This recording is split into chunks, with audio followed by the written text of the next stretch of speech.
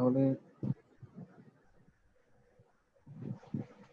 Inventory management, এটা হচ্ছে William J স্টিভেনসনের বই আর চ্যাপ্টার 13 আর কি। বইয়ের কপিটা তোমাদেরকে দেওয়া আছে গুগল ক্লাসরুম। আমরা ইনভেন্টরি বলতে আমরা কোনো স্টক অথবা স্টোর অফ গুডস, তার মানে যে কোনো কোনো কিছুকে প্রোডাকশন করার জন্য হোক বা প্রোডাকশনের আগে হোক প্রোডাকশনের পরে হোক, গুডস গুলোকে স্টক করে রাখা বা স্টোরে রাখা, এটাকে আমরা ইনভেন্টরি বলি।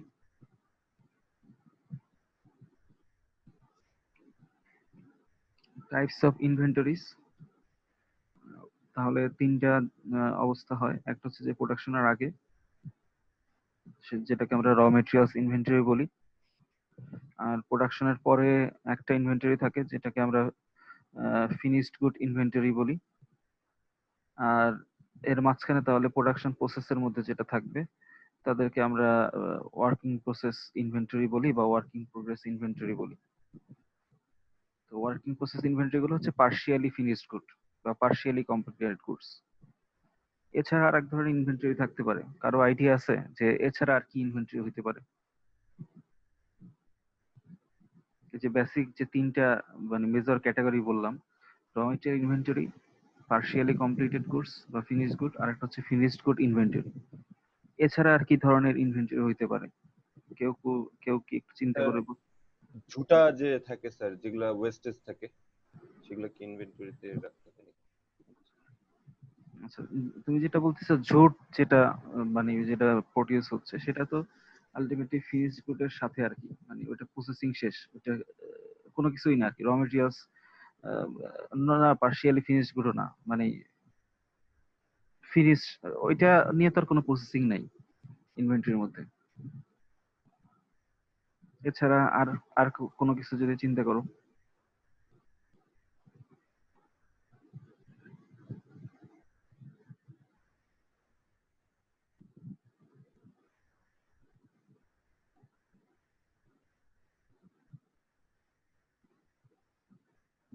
ধরো আমাদের লিড টাইম কতদিন থাকে, আমাদের ধরো নর্মাল অর্ডার গুলাতে আমাদের টেক্সটাইল বা গার্মেন্টস এর ভিতরে lead time, average lead time কতদিন থাকে বলতে পারো?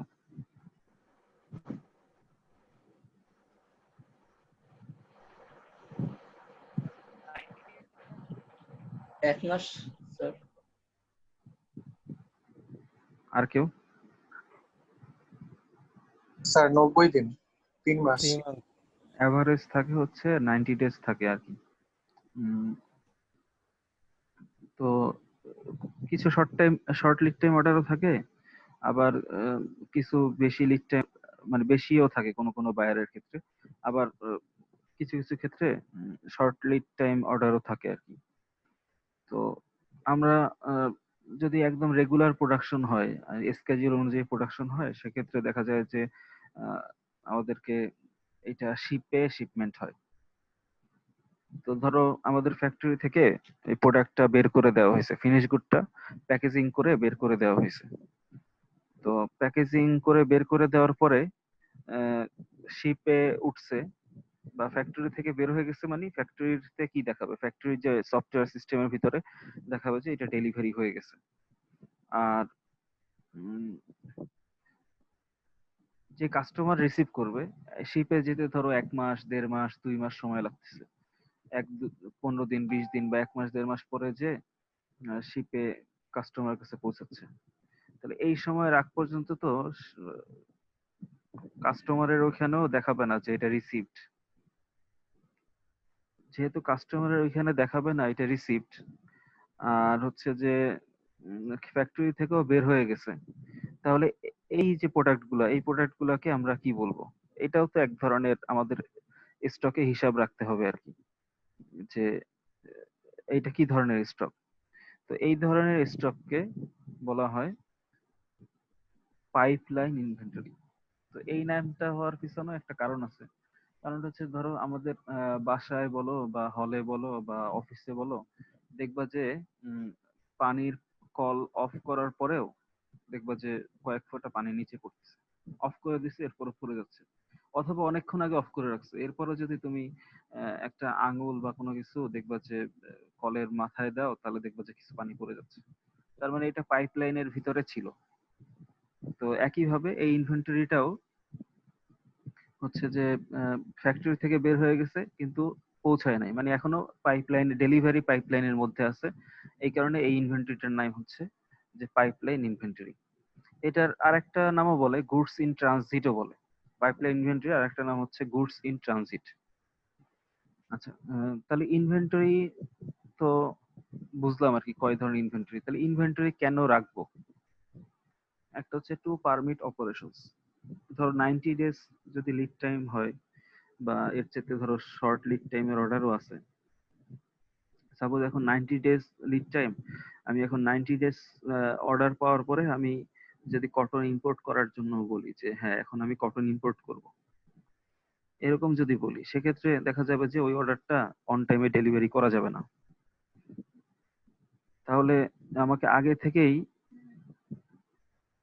নিয়ে এসে রাখতে হবে, আগে থেকে কটনটা পারচেস করে নিয়ে এসে রাখতে হবে, এলসি এলসি করে নিয়ে এসে রাখতে হবে। তাহলে তার মানে প্রোডাকশন করার জন্য আমাকে বা অপারেশনকে পারমিট করার জন্য ইনভেন্টরি করে রাখতে হয়। একইভাবে to meet the anticipated demand. তো কাস্টমারের রিকোয়ারমেন্ট এক এক সময় এক এক রকম থাকবে। তো সব সময় রিকোয়ারমেন্ট একরকম না। তো আমি যদি ইনভেন্টরি করে না রাখি, তাহলে কাস্টমারের রিকোয়ারমেন্ট অনুযায়ী আমি ওই টাইম অনুযায়ী ডেলিভারি করা যাবে না। To smooth the production requirements, দেখা যায় যে অনেক সময় আমাদের যে ফ্যাক্টরি গুলোতে প্ল্যানিং ভালো না, তাদের ক্ষেত্রে এটা অনেক সময় দেখা হয় যে সুইং এর লাইনে কোনো একটা অর্ডার চলতেছে,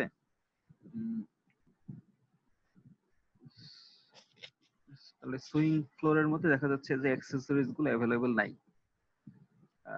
ডাইং চলতেছে, কোনো একটা ডাইস বা কোনো একটা কেমিক্যালস ওই সময় অ্যাভেলেবেল নাই, পরে লোকালি পারচেস করতে হইতেছে। প্রিন্টিং চলতেছে, অল ওভার প্রিন্টিং বলো বা স্ক্রিন প্রিন্টিং বলো, এগুলোর মধ্যে দেখা যায় যে ডাইস বা কেমিক্যাল কোনো একটা অ্যাভেলেবেল নাই।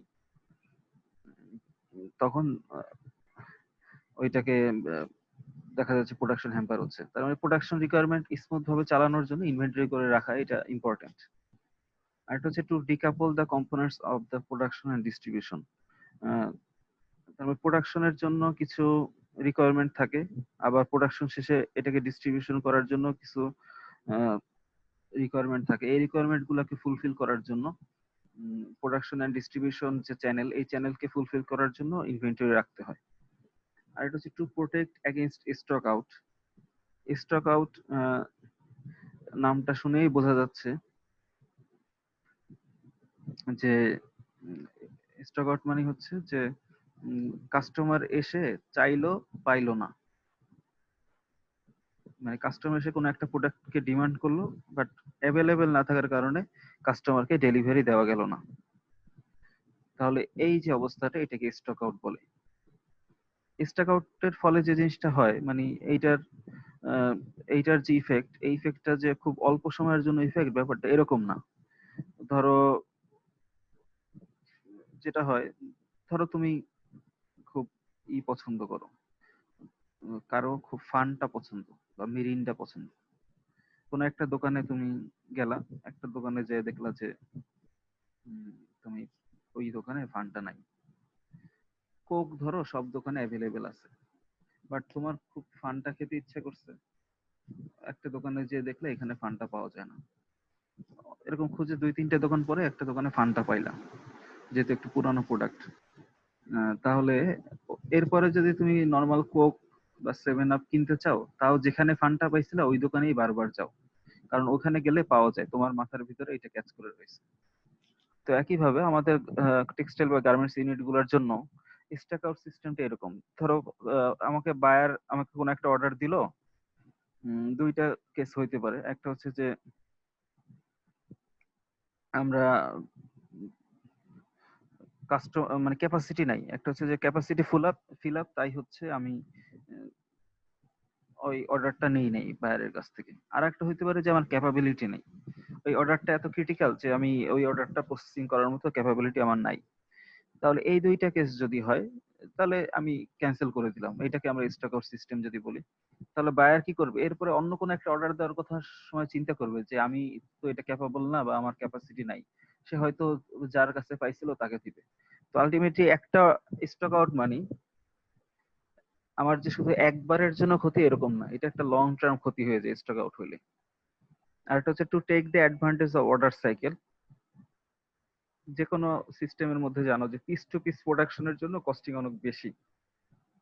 যে আজকের এক পিস প্রোডাকশন করলাম বা একটা লট প্রোডাকশন করলাম, আবার প্রোডাকশন বন্ধ, আবার কালকের যে এক লট করলাম, আবার বা 2-3 দিন পরে যে এক লট করলাম, এরকম ইন্টারমিডিয়েন্ট যদি প্রোডাকশন হয় সেক্ষেত্রে কস্টিংটা বেশি হয়। এই যে কন্টিনিউয়াস একটা অর্ডার সাইকেল মানে কন্টিনিউয়াস একটা প্রোডাকশন করলে দেখা যায় যে ইফিসিয়েন্সি ইনক্রিজ করে বা কম কস্টিং এ করা যায়। তার মানে এই যে একবারে যে কন্টিনিউয়াস ভাবে প্রোডাকশন করা হবে, তার মানে তাহলে বাকি যে এক্সেস যেটা থাকে ইনভেন্টরি হিসেবে রাখতে হয়। আর একটা হচ্ছে to hedge against price increase or take advantage of the quantity discount. তোমরা বাণিজ্য মেলা আসলেই দেখবে যে জানুয়ারি মাসে বাণিজ্য মেলার মধ্যে তো তোমরা মোটামুটি সবাই গেছো, দেখবা যে বাণিজ্য মেলার অলিতে গলিতে হাঁটলেই দেখবা যে ফ্রি আর ফ্রি এগুলো বলতেই থাকে। কখনো দেখবা যে বলে যে একটা কিনলে একটা ফ্রি, একটা কিনলে 5টা ফ্রি, একটা কিনলে 10টা ফ্রি। কোনো কোনো দোকানে থাকে যে একটা কিনলে 20টা ফ্রি, কোনো কোনো দোকানে থাকে যে মুরগি কিনলে ডিম ফ্রি, এরকম অপশন বলে আর কি। তো এইটার এই ফ্রি দেওয়া যে অপশন, তো এই একটার সাথে ধরো 20টা ফ্রি, এটার মানে কিন্তু এইটা না যে ওই 20টার যে প্রাইস, যে 20টা তোমাকে ফ্রি দিবে, তার চাইতে তুমি যে একটা কিনবা তার তার প্রাইস কম। তো তারা ফ্রি দিচ্ছে কখন, যে তোমার যে একটা প্রাইস একটা প্রোডাক্ট কিনতেছো, সেই প্রোডাক্টটার যে প্রাইস তার চাইতে ওই 20টার প্রাইস ধরো খুবই সামান্য বা খুব নেগলিজিবল একটা পার্সেন্টেজ হয়তো প্রাইস হবে, বা ফ্রি গুলো এইভাবে দিবে। তো এরপরও ওভারঅল দুই ধরনের কোয়ান্টিটি ডিসকাউন্ট হইতে পারে। এই যে একটা যেটা বললাম যে একটার সাথে একটা ফ্রি দিচ্ছে, আর একটা হইতে পারে যে যখন লার্জার ভলিউমের প্রোডাক্ট পারচেস করা হয় তখন পার ইউনিটের প্রোডাক্ট প্রাইস কমায় ফেলে। মানে হচ্ছে যে যদি 100 পিস নাও তাহলে 5 টাকা করে সেল করবে, যদি তুমি 200 পিস নাও তাহলে 4 টাকা করে সেল করবে, যদি 500 পিস নাও তাহলে 3 টাকা করে সেল করবে। তাহলে লার্জার ভলিউমে কেনার কারণে প্রোডাক্ট প্রাইস কমে যায়। তো এই লার্জার ভলিউমে কেনা কারণ করে যে কমে যাচ্ছে, এটাকে আমরা কোয়ান্টিটি ডিসকাউন্ট বলতে পারি। তাহলে আমি বেশি করে কিনলাম, তাহলে কম প্রাইসে কিনে নিয়ে আসতে পারলাম। আমি তাহলে কম প্রাইসে কিনে নিয়ে এসে এটা ইনভেন্টরিতে রাখলাম। তাহলে ইনভেন্টরি এটা একটা কাজ যে আহ, এই যে অ্যাডভান্টেজ অফ কোয়ান্টিটি ডিসকাউন্ট। আর একটা হচ্ছে হেজ এগেইনস্ট প্রাইস ইনক্রিজ। যেমন এখন যারা তোমরা বাসার বাজারের কোনো খোঁজ খবর রাখো, এখন ধরো পেঁয়াজের দাম আবার এই বছরে আবার বেড়ে যাচ্ছে। গত বছর যেরকম বেড়ে গেছিল বা গত সিজনে যখন বেড়ে গেছিল, এখন আবার পেঁয়াজের দাম বেড়ে যাচ্ছে। তো এই এখন যারা স্টক করে রেখে দিছে, তারা ধরো আগের 20 টাকা 30 টাকা দিয়ে পেঁয়াজ কিনে রেখে দিছে। আজ গতকালকে আজকেরই শুনলাম যে পেঁয়াজ এখন 100 টাকা কেজি, আর কিছুদিন পরে 150 200 টাকা কেজি হবে বা 250 টাকা কেজি হবে। তাহলে যে ধরো 20 টাকা 30 টাকা দিয়ে কিনে রাখছে, সে কি করলো, এই যে হেজ, এটাকে বলে হেজ এগেইনস্ট প্রাইস ইনক্রিজ। মানে প্রাইস ইনক্রিজ হয়েছে, তো তার আগেই সে এমন কোনো মেজার নিছে যে ওই প্রাইস ইনক্রিজটা তার প্রোডাকশন কস্টিং এর উপর ইফেক্ট করে নাই। তাহলে একসাথে তার মানে বেশি পরিমাণে তার কিনে রাখতে হয়েছে।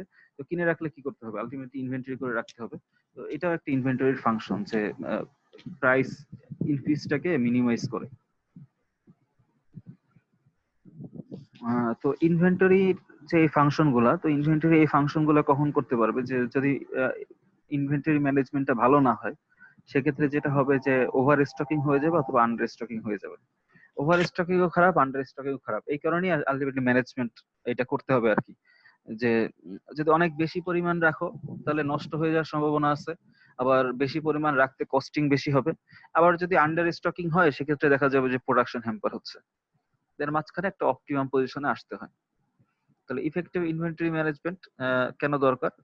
তাহলে to keep the track of inventory, কি পরিমাণ আছে এটা মেজার করার জন্য, মানে কি পরিমাণ আছে এটা ট্র্যাক রাখার জন্য। কি পরিমাণ আছে এটা যদি আমি না জানি, তাহলে আমার কি পরিমাণ লাগবে সেটা তো ক্যালকুলেট করা যাবে না। আর এটা হচ্ছে to reliable forecast of demand. আমার কি পরিমাণ আছে আর কি পরিমাণ স্টক থেকে ইউজ হচ্ছে, এইটা থেকে আমি বলতে পারি যে আমার ফোরকাস্টিং করা যাবে। ইনভেন্টরি আরেকটা বিষয় হচ্ছে নলেজ অফ লিড টাইম, যে কখন ঢুকতেছে কখন আসতেছে কি পরিমাণ যাচ্ছে, এটার উপরে লিড টাইমটাও আমি বলা যায় আর কি। আর ইনভেন্টরি ম্যানেজমেন্টে আরো কিছু এস্টিমেট হচ্ছে holding cost, ordering cost, shortest cost, এগুলো দেখবো আর কি। তো inventory counting system, inventory counting সিস্টেমটা দুই ধরনের হয়। একটাকে বলে পিরিয়ডিক সিস্টেম আর একটাকে বলে পারপিচুয়াল সিস্টেম। পিরিয়ডিক তো নাম শুনেই বোঝা যাচ্ছে যে পিরিয়ডিক মানে কি একটা নির্দিষ্ট পিরিয়ড পর পর যেটা রিপিটেশন হয় সেটাকে বলে পিরিয়ডিক। ধরো প্রতিদিন সকালে এসে প্রোডাকশন ফ্লোরের ধরো প্রোডাকশন অফিসার প্রোডাকশন রিপোর্ট দেখে, গত দিনের প্রোডাকশন রিপোর্ট দেখে, বা প্রোডাকশন ম্যানেজার, একটা ফ্লোরের ম্যানেজার, সে প্রতিদিন সকালে এসেই গত দিনের প্রোডাকশন রিপোর্ট দেখে। ইসে যারা আছে ধরো কম্পিউটার অপারেটর যারা আছে তারা এই রিপোর্টটা তৈরি করে দেয়। তাহলে এই যে দেখতেছে, অথবা ধরো প্রতি সপ্তাহে একটা পিভি মিটিং হচ্ছে, বা প্রতি সপ্তাহে একটা পুরো সব ডিপার্টমেন্টের মিলে একটা মিটিং হচ্ছে, অথবা প্রতি 15 দিনে হচ্ছে, অথবা প্রতি 1 মাসে হচ্ছে। তো এই ধরনের সিস্টেমটাকে বলা হয় পিরিয়ডিক সিস্টেম। আবার এরকম হইতে পারে যে যদি ইনভেন্টরি ম্যানেজমেন্টের কথা যদি বলি, তাহলে ধরো সাপ্লায়ার কতদিন পর পর অর্ডার নিবে, যে যেখানে সাপ্লায়ার স্ট্রং তখন সাপ্লায়ারের কথা মতো চলতে হয়। তো সাপ্লায়ার কতদিন পর পর অর্ডার নিবে, যদি এরকম হয় যে হ্যাঁ সে প্রতিদিন সকাল 9টায় অর্ডার নিবে, এটা একটা পিরিয়ডিক, যে প্রতিদিন সকাল 9টায় আমাকে অর্ডার দিতে হবে। অথবা যদি এরকম বলে যে না আমাকে সপ্তাহে একদিন অর্ডার দিতে হবে, প্রতি আজকের ধরো রবিবার, রবিবারে অর্ডার দিবে প্রতি রবিবার, অথবা হইতে পারে যে প্রতি মাসে একবার অর্ডার দিবে, অথবা 15 দিনে একবার অর্ডার দিবে, অথবা বছরে একবার অর্ডার দিবে। ডিফারেন্ট সিস্টেম হইতে পারে। তো যে সিস্টেমই হোক না কেন, এটা একটা পিরিয়ড অনুযায়ী বা পিরিয়ড পর পর হচ্ছে বলে পিরিয়ডিক সিস্টেম বলে। তো আরেকটা হচ্ছে পারপিচুয়াল সিস্টেম। পারপিচুয়াল ওয়ার্ডটা এর আগে কোথাও শুনছো কিনা, বা এই ওয়ার্ডটার মিনিং জানো কিনা, পারপিচুয়াল মানে কি?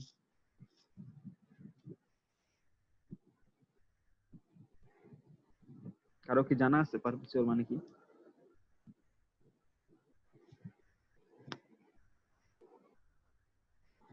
পারপিচুয়াল মানে হচ্ছে কন্টিনিউয়াস আর কি। ধরো পিরিয়ডিক সিস্টেমে যেটা হয় যে পিরিয়ডিক সিস্টেমে যখন মানে ওই আবার একটা পিরিয়ড আসে তখন অ্যাক্টিভ হইতে হয়। ধরো প্রতি সপ্তাহে যদি অর্ডারিং সিস্টেমটা হয়, তাহলে প্রতি সপ্তাহে যখন অর্ডার করব তখন অর্ডার করার আগে ইনভেন্টরি চেক করতে হয় আর কি, বা স্টক চেক করতে হয়, স্টকে কি পরিমাণ আছে, তাহলে আমি কি পরিমাণ অর্ডার করব। আর পারপিচুয়াল সিস্টেম হচ্ছে কন্টিনিউয়াস সিস্টেম, কন্টিনিউয়াস ভাবে মনিটরিং করা হয় যে আমার ইনভেন্টরি লেভেলটা কি পরিমাণ আছে। যখনই একটা নির্দিষ্ট লেভেলে পৌঁছায় যায় তখন আমাকে আবার অর্ডার করতে হবে। তো এই সিস্টেমটাকে আমরা বলতেছি পারপিচুয়াল সিস্টেম। তাহলে ওই যে কয়েকটা টার্ম যেটা আগের স্লাইডে ছিল, যে একটা ছিল লিড টাইম। তাহলে লিড টাইম আমরা ওইটাকে বলি যে the time between ordering and receiving an order. মানে কাস্টমার একটা অর্ডার করবে আর কাস্টমারকে আমি ডেলিভারি করব, তাহলে এই যে অর্ডার রিসিভ করা আর অর্ডার ডেলিভারি করা এর মাঝখানের টাইমটাকে আমরা বলতেছি lead time.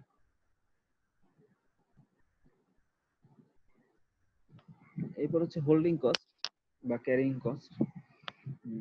Two carry an item in inventory for a length of year, usually a year, মানে কোনো একটা আইটেমকে স্টকে বা স্টোরে 1 বছর হোল্ড করে রাখতে, মানে 1 বছর স্টক করে রাখতে কোনো একটা ইউনিট আইটেমকে যে পরিমাণ কস্টিং হয় তাকে আমরা বলি ইনভেন্টরি হোল্ডিং কস্ট বা ক্যারিং কস্ট। তার মানে কি কি ধরনের কস্টিং হইতে পারে বলতো, এই ক্যারিং কস্টের ভিতরে কি কি থাকবে চিন্তা করে বলো তো।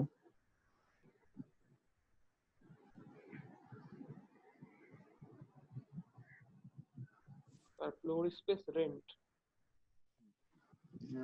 ধরো ইনভেন্টরি তো খোলা আকাশের নিচে রাখা যাবে না, তাহলে কোনো একটা জায়গায় রাখতে হবে। কোনো একটা জায়গায় রাখতে হলে সেই জায়গাটা আইদার পারচেজ করতে হবে ল্যান্ড, অথবা লিজ দিতে হবে। তো ল্যান্ড পারচেজ বা লিজ নিয়েই শেষ না, সেখানে একটা বিল্ডিং বানাইতে হবে, অথবা বিল্ডিং এ ভাড়া নিতে হবে। এরপর সেই বিল্ডিং এর ভিতরে ইউটিলিটিস লাগবে, মানে কারেন্ট লাগবে, এরপর লাইট টাইট এগুলো লাগবে, ইলেকট্রিসিটি লাগবে। এরপরে এগুলো ম্যানেজ করার জন্য ফ্লোরের ডিফারেন্ট সিস্টেম লাগবে আর কি। টেম্পারেচার কন্ট্রোল করা লাগতে পারে, প্রেসার কন্ট্রোল করা লাগতে পারে, এক একটা এক এক টেম্পারেচারে রাখতে হতে পারে। এরপরে এগুলাকে মেনটেন করার জন্য স্টোরের ধরো স্টোর জিএম, এজিএম, অফিসার, এরপর হেল্পার, এরকম স্টোরের মানুষজন লাগবে। এরপরে স্টোর এগুলোকে মেনটেন করার জন্য সিকিউরিটিস লাগবে, মানে সিকিউরিটি ছাড়া দেখা যাবে যে স্টোর গুলো ভালনারেবল অবস্থায় থাকবে। তো এই সবকিছুর যে কস্টিং, সবকিছু মিলে যে কস্টিংটা আসবে, সেই কস্টিংটাকে আমি এক বছর যদি যে কস্টিংটা হয় সেই কস্টিং এ কি পরিমাণ আমি এক বছরে রাখছি, তাহলে একটা ইউনিটের জন্য কস্টিং কি পরিমাণ পড়ছে, তো এটাকে আমরা হোল্ডিং কস্ট বলি। মানে যে কোনো একটা ইউনিট আইটেমকে এক বছর স্টক করে রাখতে যে কস্টিং, সেটাকে হোল্ডিং কস্ট বলে। আর এটা হচ্ছে ordering cost, cost of ordering and receiving inventory, বা cost of ordering and receiving an order যদি এরকমই বলি।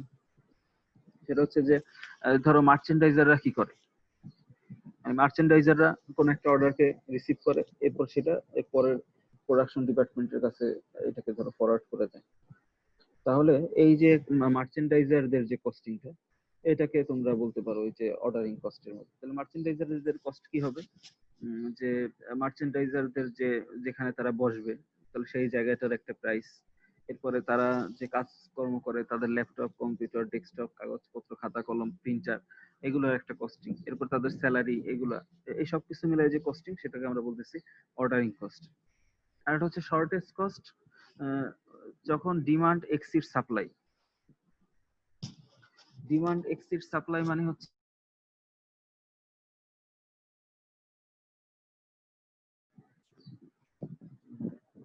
হচ্ছে যে ডিমান্ড সাপ্লাইয়ের চেয়ে ডিমান্ড বেশি, সাপ্লাইয়ের চেয়ে ডিমান্ড বেশি হলে কি হবে, একটু আগে তোমাদেরকে বলছি এই সিচুয়েশনটা।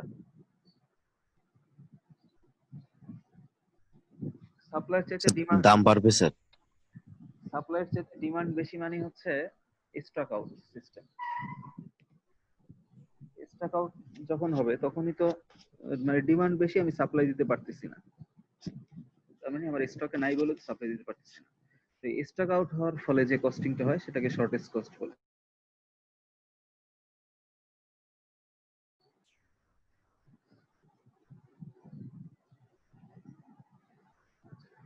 ইনভেন্টরি কি পরিমাণ রাখবো, ইনভেন্টরি কি পরিমাণ রাখবো এটার একটা সিস্টেম, এটাকে এবিসি ক্লাসিফিকেশন সিস্টেম বলে। তো এবিসি ক্লাসিফিকেশন সিস্টেম, যখন আমার মানে প্রিভিয়াস ডাটা থাকে না, যে কি পরিমাণ ইনভেন্টরি রাখতে হবে এই ইনফরমেশনটা যখন থাকে না, বা প্রিভিয়াস এক্সপিরিয়েন্স যখন থাকে না, তখন এবিসি ক্লাসিফিকেশন সিস্টেম ফলো করা হয়।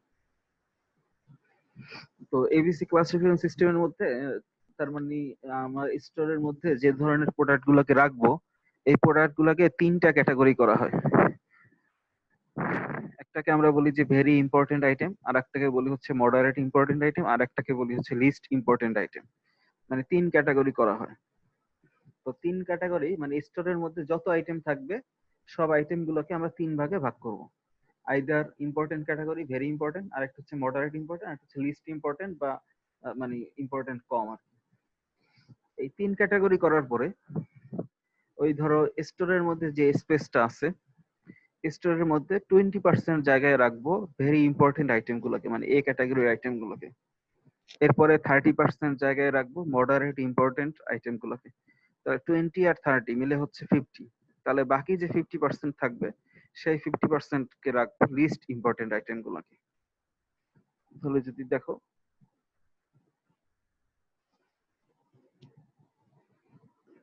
এই যে ক্লাস এ ক্যাটাগরিকে রাখা হচ্ছে 20% স্পেসের মধ্যে, ক্লাস বি ক্যাটাগরিকে রাখা হচ্ছে এরপরে 20 থেকে আরো 30%, আর সি ক্যাটাগরি যেগুলো লিস্ট ইম্পর্টেন্ট আইটেমস তাদেরকে রাখা হচ্ছে আরো 30% স্টক, এই যে পার্সেন্টেজ অফ এসকেইউ। এসকেইউ মিন্স হচ্ছে স্টক কিপিং ইউনিটস। তাহলে বাকি 50% হচ্ছে সি ক্যাটাগরির স্টক কিপিং রাখা হবে 50%, বি হবে 30% আর এ হবে 20%। বোঝা যায় তাহলে ব্যাপারটা, যে আমি তিনটা ভাগ করব, ইম্পর্টেন্ট আইটেমস গুলাকে 20% স্টকে রাখবো, এরপরে মডারেট ইম্পর্টেন্টকে 30% স্টকের মধ্যে, এগুলোকে বাকি 50% স্টকের মধ্যে রাখবো। স্যার এবিসি অ্যানালাইসিসে তো মনে করেন প্রাইসের সাথে কোনো রিলেশন নাই কারো। ইম্পর্টেন্সটা বি ক্যাটাগরি, তারপর যদি আমাকে যদি অনেক বেশি প্রাইস দিতে হয় তাহলে তো বি ক্যাটাগরি অনেক বেশি স্টোর করতে পারবো না, 30% স্টোর করতে পারবো না। এটা ক্যাটাগরাইজ যখন করা হয়েছে, ক্যাটাগরিজ যখন করা হয়েছে তখন এটাকে মেনলি ইম্পর্টেন্সের উপর রেসপেক্ট করে ক্যাটাগরাইজ করা হয়েছে, কিন্তু প্রাইসের সাথে যে রিলেশন নাই এইটাও আসলে একদম বলা ঠিক হবে না। আহ, মানে ক্যাটাগরিটা ইম্পর্টেন্সের উপর রেসপেক্ট করে। এখন ইম্পর্টেন্সটা তাহলে কিসের উপরে, মানে ইম্পর্টেন্স কাকে আমরা ইম্পর্টেন্ট বলতেছি? ধরো তুমি একটা যদি কোনো ফোনের দোকানের কথা বলো, একটা ফোনের দোকানে মানে যেখানে ধরো মোবাইল ফোন সেল করে, তো সেখানে যে ফোনগুলোর প্রাইস 1 লাখ টাকা দাম ধরো, তো এই ধরনের ফোন একটা দোকানে কয়টা থাকে? বা 80,000 টাকা দাম এই ধরনের ফোন কয়টা থাকে? অল্প পরিমাণ থাকে। যে ফোনটার দাম 1 লাখ টাকা সেই ফোনটা কিন্তু ধরো কিছুদিন পরে ফার্স্ট লটের পরে সেকেন্ড লটে ওটা 80,000 টাকাও হয়ে যেতে পারে, এরকম হয় কিনা? কিন্তু যে ফোনটা ধরো দামই 5,000 টাকা, সেটা কিন্তু 5,000 টাকা থেকে কমে খুব একটা আর কমে না। মানে ম্যাক্সিমাম ক্ষেত্রে ওইরকম মানে কম প্রাইসের যেগুলা এগুলো দেখা যায় যে একই রকম থাকে। তো এবিসি ক্লাসিফিকেশন সিস্টেমের ওই কনসেপ্টটাও এরকম, যে সি ক্যাটাগরির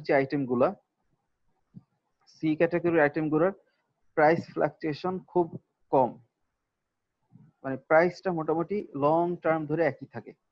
তো লং টার্ম ধরে যেহেতু একই জিনিস থাকতেছে, এই কারণে আমরা সি ক্যাটাগরির আইটেম গুলোকে আমরা বেশি পরিমাণে স্টক করে রাখবো। বেশি পরিমাণে স্টক করে রাখবো মানে হচ্ছে আমি একসাথে অনেক বেশি পরিমাণ কিনে নিয়ে আসবো। বেশি পরিমাণ কিনে নিয়ে আসলে আমি কোয়ান্টিটি ডিসকাউন্ট পাবো, কম প্রাইসে আমি এটাকে সেল করতে পারবো। যেহেতু বেশি পরিমাণ নিয়ে আসতেছি বা কম প্রাইসে সেল করতে পারতেছি, মানে কম প্রাইসে এটা পারচেস করতে পারতেছি, এই কারণে আমার এখানে একটা বেনিফিট পাচ্ছি। তো অন দ্য আদার হ্যান্ড এ ক্যাটাগরির আইটেমস গুলো ইম্পর্টেন্ট আইটেমস। তো এই ইম্পর্টেন্ট আইটেমস গুলা এদের দেখা যাবে যে স্টক 20%, স্টক 20%, কিন্তু এই যে টোটাল প্রাইসের মধ্যে দেখো এই যে percentage of the dollar value, total এই 20% ভ্যালুই তোমাদের প্যারেটো প্রিন্সিপাল পড়ছো আর কি। এই 20%-এর ভ্যালুর প্রোডাক্টই প্রায় 80%-এর মতো এদের প্রাইস। এরপরে এই যে বি ক্যাটাগরির দেখো, এই যে ধরো এটা যদি 77 বা 78 হয়, সেখান থেকে এটা ধরো 95, তার মানে ধরো প্রায় 20% ডলার ভলিউম হচ্ছে বি ক্যাটাগরি। আর এই যেটা প্রাইস ফ্লাকচুয়েশন কম করতেছে লার্জার ভলিউম প্রোডাক্ট, এদের কিন্তু মাত্র হচ্ছে ধরো 5%।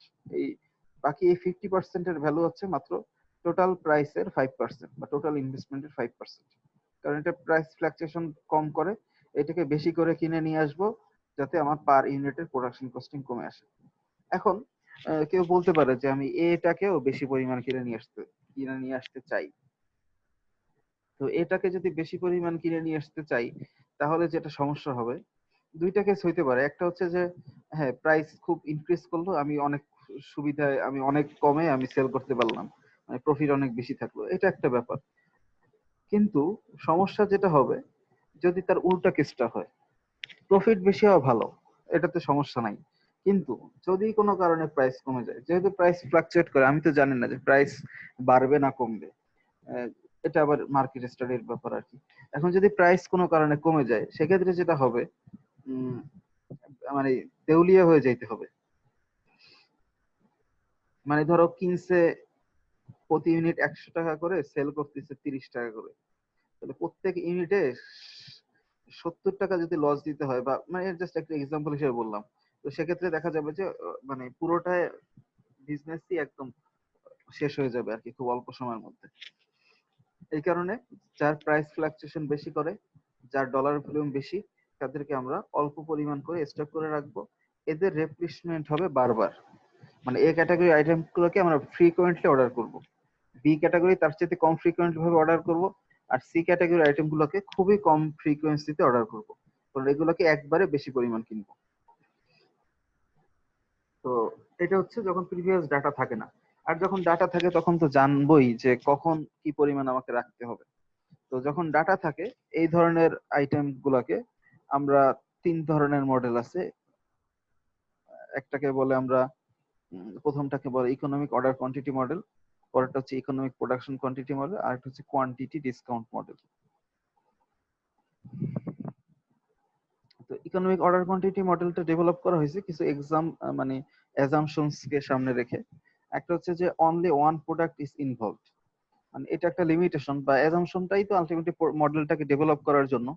আহ, সেটা হচ্ছে যে আমরা যখন ইকোনমিক অর্ডার কোয়ান্টিটি চিন্তা করব, তখন একটা ইউনিটের জন্য ক্যালকুলেশন করব, মানে প্রত্যেক ইউনিটের জন্য বা প্রত্যেক প্রোডাক্টের জন্য আলাদা আলাদা ভাবে ইকোনমিক কোয়ান্টিটি আমরা বের করব। আর একটা হচ্ছে অ্যানুয়াল ডিমান্ড রিকোয়ারমেন্ট ইজ নন, মানে এক বছরে কোনো একটা আইটেমের কি পরিমাণ ডিমান্ড হবে বা কি পরিমাণ ডিমান্ড আছে, প্রিভিয়াস ডাটা থেকে আমি এটা মানে আইডিয়া করতে পারবো বা আগে থেকে জানা থাকবে যে আমার এই এক বছরে এই পরিমাণ লাগবে। আর একটা হচ্ছে demand is even through out the year, মানে টাইমের সাথে সাথে ডিমান্ডটা অনেক ভ্যারি করে, ফ্লাকচুয়েট করে এরকম না।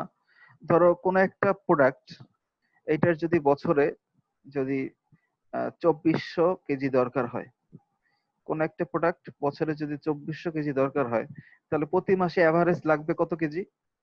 তাহলে 12 মাসে হচ্ছে 2400 কেজি, তাহলে প্রতি মাসে হচ্ছে 200 কেজি। তাহলে প্রতি মাসে যে 200 কেজি লাগবে, এই 200 কেজির আশেপাশে হবে। কোনো মাসে 190 লাগবে, কোনো মাসে 205 কেজি লাগবে, মানে আশেপাশে লাগবে। কিন্তু এরকম হবে না যে কোনো মাসে 10 কেজি লাগতেছে, কোনো মাসে 500 কেজি লাগতেছে।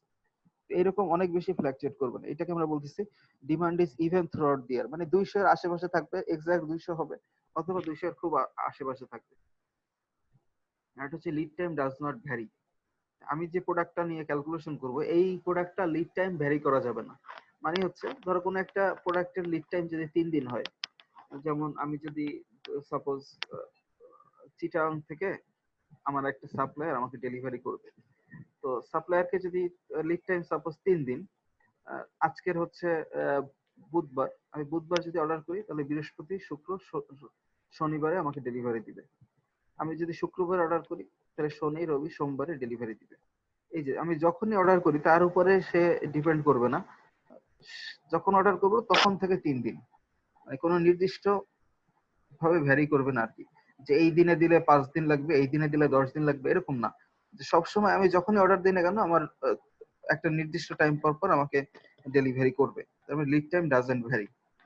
আর এটা হচ্ছে each order is received in a single delivery, মানে যে পরিমাণ কোন একটা অর্ডারে অর্ডার কোয়ান্টিটিটা আমি একবারেই শিপমেন্ট করব, ইচ অর্ডার একটা সিঙ্গেল ডেলিভারিতে শিপমেন্ট করব। আর এটা হচ্ছে there is no quantity discount. এই যে প্রথম economic order quantity model, economic production quantity মডেলের মধ্যে কোয়ান্টিটি ডিসকাউন্টকে ছাড়াই মডেল দুইটাকে ডেভেলপ করা হয়েছে। এরপরে কোয়ান্টিটি ডিসকাউন্টকে আবার আলাদাভাবে কনসিডার করা হয়েছে।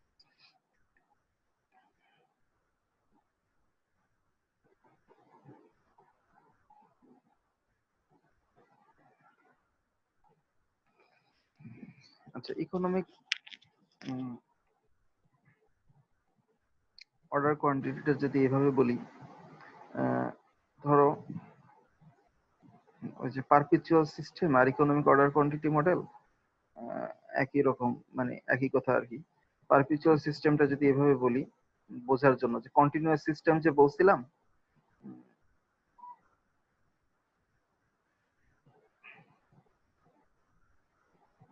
ধরো এইটা হচ্ছে বাসার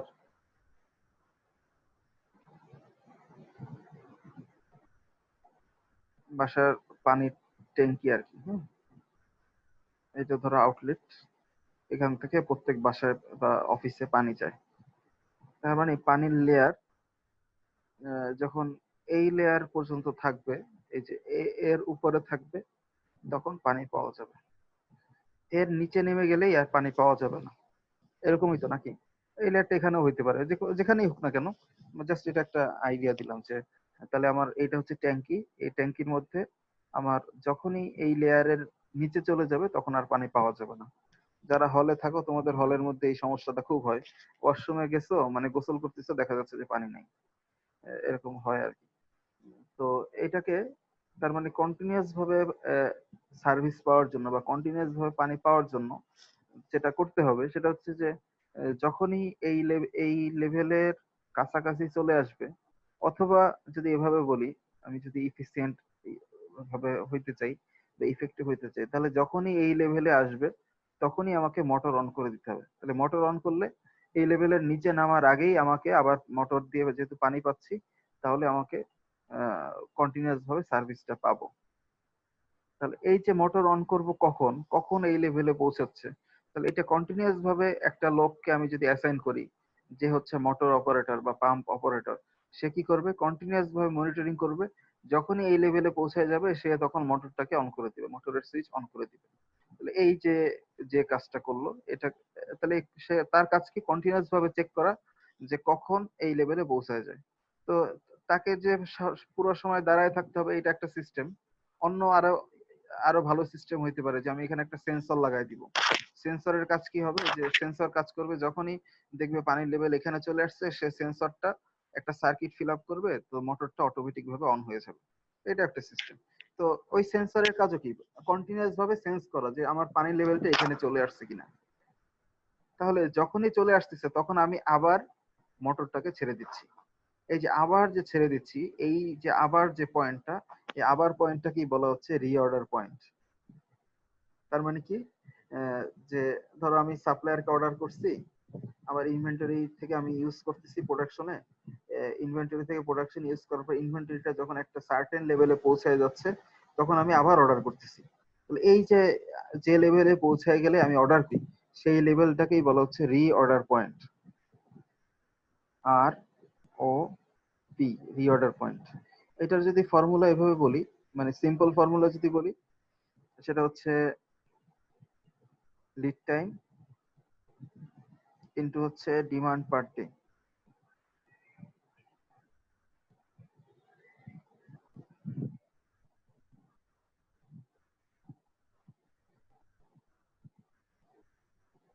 তাহলে সেই অ্যামাউন্টটা কি পরিমাণ হবে, একটা হচ্ছে যে ধরো 3 দিনের যে অ্যামাউন্টটা বললাম, প্রতিদিন ধরো 50 কেজি করে লাগে, কোনো একটা আইটেম প্রতিদিন 50 কেজি করে লাগে। তাহলে ডিমান্ড পার ডে এটা হচ্ছে ধরো 50, আর আমার লিড টাইম হচ্ছে 3 দিন। লিড টাইম হচ্ছে 3 দিন, প্রতিদিন 50 করে লাগে। তাহলে আমার স্টকে যখন এই যে এইটা ধরো রিঅর্ডার পয়েন্ট, তাহলে আমার যখন স্টকে 150 কেজি থাকবে, যখন 150 কেজি থাকবে তখনই আমি অর্ডার করব। এই কারণে এটাকে আমরা বলছি রিঅর্ডার পয়েন্ট। তাহলে রিঅর্ডার পয়েন্টটা কিন্তু আমার একটা কোয়ান্টিটি, এটা কিন্তু টাইম না। রিঅর্ডার পয়েন্ট হচ্ছে একটা কোয়ান্টিটি। যখনই স্টকটা একটা নির্দিষ্ট সার্টেন কোয়ান্টিটিতে পৌঁছে যাবে, তখন আমাকে অর্ডার করতে হচ্ছে। এই কারণে এটা রিঅর্ডার পয়েন্ট বলে। আচ্ছা, আরেকটা ব্যাপার হচ্ছে, তাহলে এরকম যদি বলি, আমি যে পরিমাণ অর্ডার করব সেই অর্ডার কোয়ান্টিটিটা হচ্ছে কিউ। এই যে কিউ পরিমাণকে আমি অর্ডার করব, কিউ পরিমাণ অর্ডার করার পরে আস্তে আস্তে আমি এটাকে ইউজ করতেছি। ধরো এই লেভেলটা, সাপোজ এই লেভেলটা হচ্ছে রিঅর্ডার পয়েন্ট, এটা বলবো এটা হচ্ছে ধরো রিঅর্ডার পয়েন্ট। আরও স্টকটা এরকম, এই অর্ডার কোয়ান্টিটি কিউ, সাপোজ এটা 500 কেজি,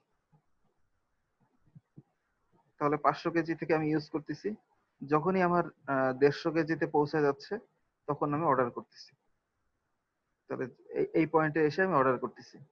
তাহলে এখান থেকে এই যে এই 150 কেজি, এখান থেকে আমার 3 দিনে আমার জিরো হয়ে যাচ্ছে। এইটা ধরো, তাহলে এই টাইমটাকে আমরা বলতে পারি লিড টাইম, 3 দিন। 3 দিনে স্টকটা এই 150 কেজি থেকে জিরো হয়ে যাচ্ছে। 3 দিন পরেই আমার সাপ্লায়ার আমাকে আবার ডেলিভারি করবে। 3 দিন পরেই সাপ্লায়ার আমাকে আবার ডেলিভারি করবে। সাপোজ এই যে অর্ডার কোয়ান্টিটি পরিমাণ, তাহলে 500 কেজি করে ডেলিভারি করবে। এটাকে আমি আবার ইউজ করতেছি, যখনই 150 কেজিতে পৌঁছে যাবে তখন আমি অর্ডার করব। 3 দিন পরেই আমাকে সাপ্লায়ার ডেলিভারি দিবে। তাহলে এই 3 দিনের যে টাইমটা, এই টাইমটাকে আমরা বলতেছি লিড টাইম। বুঝা যাচ্ছে? আচ্ছা, এখন তাহলে দেখো, যদি এরকম বলি প্রতিদিন অ্যাভারেজ যদি 50 কেজি করে ইউজ হয়, এইটা যদি 0 ডে হয়, এটাকে যদি আমি 0 ডে বলি, তাহলে এই যে এই দিন আমার 500 থেকে যদি 150 বাদ দিই, তাহলে 350 কেজি আমার ইউজ হবে সাপোজ 7 দিনে, আর এই পুরো 500 কেজি ইউজ হবে 10 দিনে। আবার যদি এরকম বলি, এটা হচ্ছে আইডিয়াল কেস যদি বলি, তাহলে 20 ডেজ হবে। কিন্তু কোনো দিনের প্রোডাকশন কম বেশি হওয়ার কারণে আমার কিন্তু এই জিনিসটা ভ্যারি করবে। মানে 7 আর 10 দিয়ে সবসময় যে 10 দিন পর পরই হবে এরকম না। যদি সবসময় 10 দিন পর পর হয়, তখন তো আমার আর এইভাবে কন্টিনিউয়াস চেক করার দরকার নাই, তখন তো সেটা পিরিয়ডিক সিস্টেম হয়ে গেল। কন্টিনিউয়াস সিস্টেম বা পারপিচুয়াল সিস্টেম অনুযায়ী আমাকে সবসময় মনিটরিং করতে হবে, যেহেতু এইটা সবসময় ফিক্সড 50 না আর কি। এখন তাহলে দেখো কোন একটা অর্ডারের শুরুতে মানে ডে 0-তে বা ডে 1-এ আমার স্টক ছিল 500, এরপরে সাপোজ যদি এভারেজ বলি তাহলে ছিল 450, পরের দিন স্টকে ছিল 400, এরপরে 10 দিন পরে স্টকে ছিল 0, 9 দিন পরে স্টকে ছিল ধরো 50, 8 দিন পরে স্টকে ছিল 100। তাহলে দেখো এক এক দিন এক এক পরিমাণ স্টকে আছে। যদি এরকম হয় তাহলে আমার প্রতিদিন এভারেজ কি পরিমাণ আছে?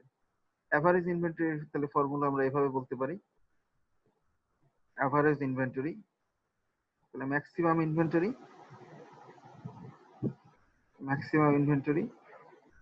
Plus minimum inventory divided by হচ্ছে 2 এভারেজ। তাহলে ম্যাক্সিমাম ইনভেন্টরিকে আমরা বলতেছি কিউ, মিনিমাম কে বলতেছি 0, তাহলে এভারেজ যদি 2 করি তাহলে কিউ বাই 2, এটা হচ্ছে এভারেজ ইনভেন্টরি। ক্লিয়ার এতটুকু যে এভারেজ ইনভেন্টরি হচ্ছে কিউ বাই 2। আচ্ছা এইটার সাথে আরেকটু জিনিস যদি বলি, দেখো এই যে আমরা এই যে 3x50 মানে 3 দিনে আমার 50 করে লাগবে, যখন 150 কেজি ছিল তখন আমি অর্ডার করছি। তো এই অর্ডার দেওয়ার পরে আমার 3 দিন পরেই সাপ্লায়ার আমাকে, যখনই স্টক 0 হয়ে যাবে সাপ্লায়ার তখনই আমাকে 500 কেজি ডেলিভারি করবে বা আমাকে অর্ডার কোয়ান্টিটি পরিমাণ ডেলিভারি করবে। এখন কখনো যদি সাপ্লায়ার দুষ্টমি করে অথবা বিরোধী দল যদি ষড়যন্ত্র করে, তো বিরোধী দল ষড়যন্ত্র করে হরতাল দিয়ে দিল, চিটাগাং থেকে সাপ্লায়ার পাঠানোর কথা, সে ঠিকই পাঠাইছে কিন্তু একদিন হরতাল হওয়ার কারণে ট্রাক আসতে পারে নাই ঢাকার মধ্যে। তাহলে একদিন যেহেতু হরতাল দিছে, তাহলে একদিনের জায়গায় আমার 3 দিন আগে লাগার কথা ছিল, এখন আমার কাছে আসতে 4 দিন লাগবে। তাহলে আমাকে কি ওই একদিন বসে থাকতে হবে, প্রোডাকশন হ্যাম্পারিং হবে। তাহলে প্রোডাকশন যাতে হ্যাম্পারিং না হয়, এই এই সিচুয়েশনটাকে আমাকে কনসিডার করা হয় আলাদা এক্সট্রা একটা স্টক রেখে, যে স্টকটাকে বলা হয় সেফটি স্টক। তার মানে এই যে আমার 3 দিনের যে স্টক ছিল 150 কেজি, এর এর বাইরে beyond this reorder point quantity আমাকে আলাদা একটা স্টক রাখতে হয়, যে স্টকটাকে আমরা বলি সেফটি স্টক। তাহলে রিঅর্ডার পয়েন্টের যদি ফর্মুলা ঠিক এক্সাক্ট ভাবে বলি, এই যে ডিমান্ড পার ডে, এটাকে যদি আমরা এভারেজ ডিমান্ড পার ডে এটাকে যদি ডি বার বলি, লিড টাইমকে যদি এল বলি, এর সাথে আমার আরেকটা টার্ম হবে SS, safety stock. Reorder point তাহলে কি হবে? ডি বার ইনটু এল প্লাস সেফটি স্টক। এই ফর্মুলাটা একটু খাতায় লিখে রাখো, এটা পরবর্তীতে বেশ কাজে লাগবে আর কি। তাহলে রিঅর্ডার পয়েন্টের ফর্মুলা হচ্ছে ডি বার ইনটু এল প্লাস সেফটি স্টক। সেফটি স্টকটা কি? দুইটা কেস হইতে পারে।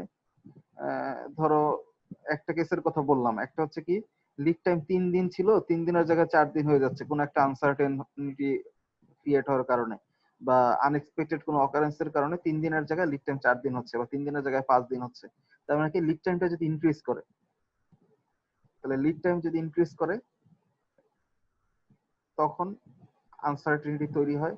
সেই লিড টাইমে ইনক্রিজ করার ফলাফলটাকে আমি মিনিমাইজ করতেছি এই সেফটি স্টক দিয়ে। আরেকটা জিনিস হতে পারে যে বিরোধী দল ষড়যন্ত্র করে নাই, আর হচ্ছে যে সাপ্লায়ারও দুষ্টামি করে নাই। আরেকটা ষড়যন্ত্র মানে আরেকটা সমস্যা কি হইতে পারে, তুমি নিজেই একটা সমস্যা করছো। সমস্যাটা হচ্ছে যে কোনো একটা অর্ডার তুমি হিসাব করে দেখতেছো যে আমার শিপমেন্ট আগামীকালকে শিপমেন্ট যাবে, তো আজকের আমাকে এক লাইনে চলতেছিল, তো এক লাইনে যদি চলে আগামীকাল শিপমেন্ট যাবে, তো আমি এইটা অর্ডারটা ক্লোজ করা যাবে না, আমি তাহলে আজকে আর একটা লাইন বাড়াই দিই, 2 লাইনে যদি চলে তাহলে আগামীকালকে শিপমেন্ট দিতে পারবো। মানে আমাদের ফ্যাক্টরিতে যেরকম হয় আর কি। তাহলে কি করলাম, আগে যেটা 1 ইউনিট মানে একটা লাইনে চলতো, তাহলে যে পরিমাণ আমার কনজাম্পশন হইতো, তাহলে 2টা লাইনে চলার কারণে আমার কনজাম্পশন কিন্তু ডাবল হয়ে যাচ্ছে। তাহলে কোনো একটা পার্টিকুলার ডেতে ধরো এই যে 3 দিন যে লিড টাইম ছিল, এই কোনো একদিন ধরো প্রথম দিনই 100 কেজি ইউজ হয়ে গেছে, তাহলে পরের দিন তাহলে তো কি 50 পাবে, তারপরের দিন আর পাবেই না। তাই 3 দিনের মধ্যে কি হচ্ছে, এই লিড টাইমের মধ্যে ডিমান্ডটা যদি বেড়ে যায় কোনো কারণে, যে কোনো কারণে 100 হইলো অথবা আমি 3 এলাম 4 এলাম বা কোনো কারণে মানে যে কারণেই হোক, তার মানে যদি ডিমান্ডটা ফ্লাকচুয়েট করে, তার মানে এটাকে যদি এভাবে বলি যে demand demand in lead time বা ডিমান্ড ইন লিড টাইম এটা যদি ইনক্রিজ করে, ডিমান্ড ডিউরিং লিড টাইম এটা যদি ইনক্রিজ করে, অথবা লিড টাইম ইটসেলফ যদি ইনক্রিজ করে, তাহলে যে স্টক দিয়ে আমরা সার্ভিস দেই সেই স্টকটাকেই বলে সেফটি স্টক। তাহলে সেফটি স্টকের ডেফিনেশনটা খেয়াল করো, একটা হচ্ছে যে either lead time increase or demand during lead time increase. এই দুইটা সিচুয়েশনকে মিনিমাইজ করার জন্য বা ট্যাকেল করার জন্য যে স্টকটা রাখা হয় সেটাকে আমরা বলতেছি সেফটি স্টক।